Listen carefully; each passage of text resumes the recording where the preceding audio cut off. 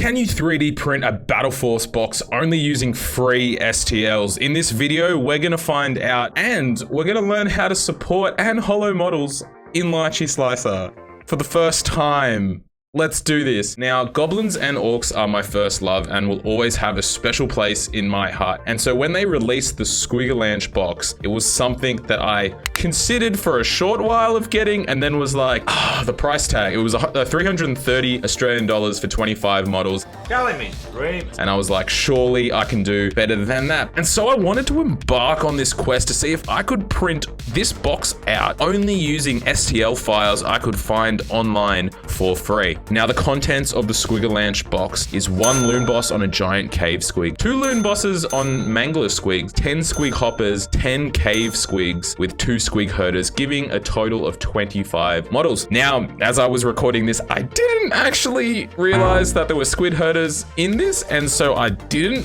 print them, but maybe between now and the editing process, you'll see I'll put them on screen to show that I at least found models, hopefully. Future Andrew, please help me out. But before we print, we need to find the files, and that did not take me long. I went on Colts 3D and found Emang, who has got quite a lot of models if you're looking for goblins, daemons, or skaven. And luckily for me, I found these files way back in February at the start of this year. Now, the tricky part with a lot of free files is that they are free for a reason. That is, the files themselves are terrible, or they haven't been pre-supported, and the latter is our case. Does that make sense? The latter is our case. The latter, it sounds like I'm saying the latter. Supporting models takes time, and supporting models well takes even more time, and you might want to even test print those models to make sure the supporting has worked well. And so I had to learn how to pre-support files myself because that's something I've never done. What are you doing? Usually I've just added a few extra supports to files that I've bought, but never had to do it from scratch. One of my big recommendations for any of you out there that are beginner printers or just starting out is to start with some good pre-supported models.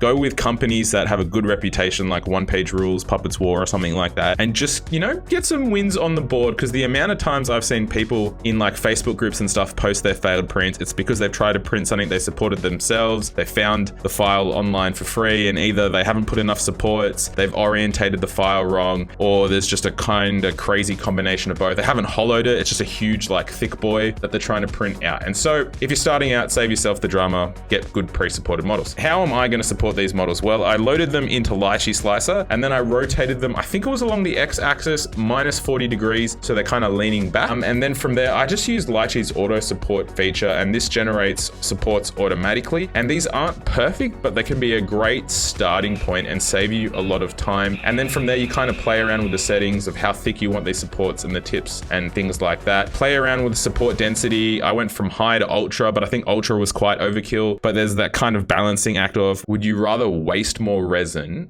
and go overkill on the supports but have it succeed, or try save some resin but have your print fail? And it's kind of weighing that up. After using the auto support feature, I would then use Lychee's island finder feature to hopefully locate any missing islands. If you don't know what an island is, it's a part of a print that's going to just randomly appear and it's not connected to the rest of the print with a support, and so it will just get stuck on the FEP and then cause an issue.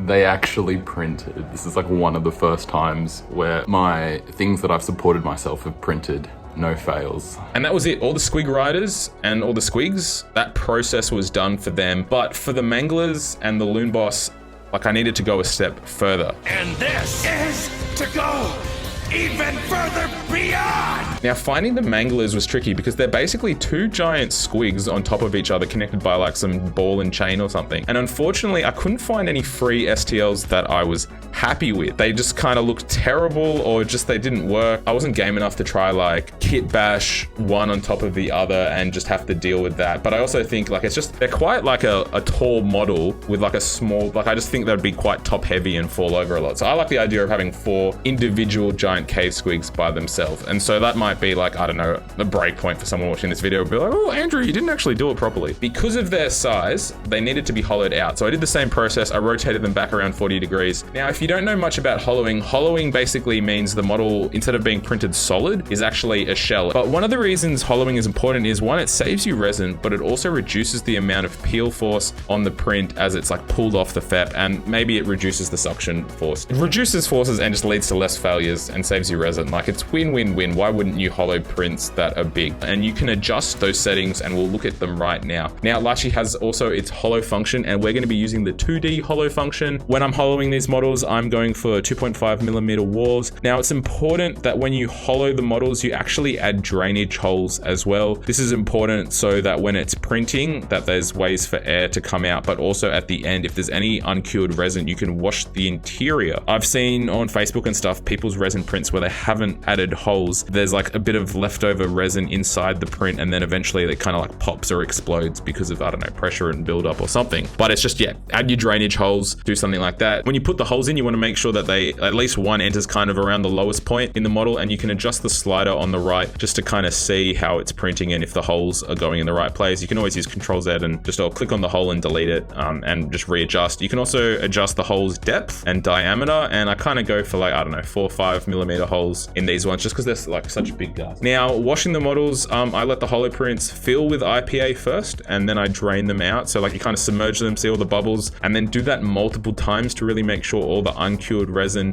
is out. Now, some people might say not curing the inside is bad. I haven't really tried to cure the inside of models that are hollow but that have holes. In the future, maybe I will make a like UV snake to go up those holes to cure the inside. But at least for now, I've had a model that I printed, the Cyclops, in April, and that's been okay, and it's been 8 months. But like, yeah, I wouldn't take my Habes Hobbies guarantee on that, but that's just where I'm at in that. And so most of the models came out pretty well. We had a few partial fails here and there, whether that be a foot or like a sword or an arm or something like that. With some of the squigs, maybe a leg misprinted, and so what I've done is just kind of made it look like the squig is popping out of the cave ground in like some water, so it's like half submerged.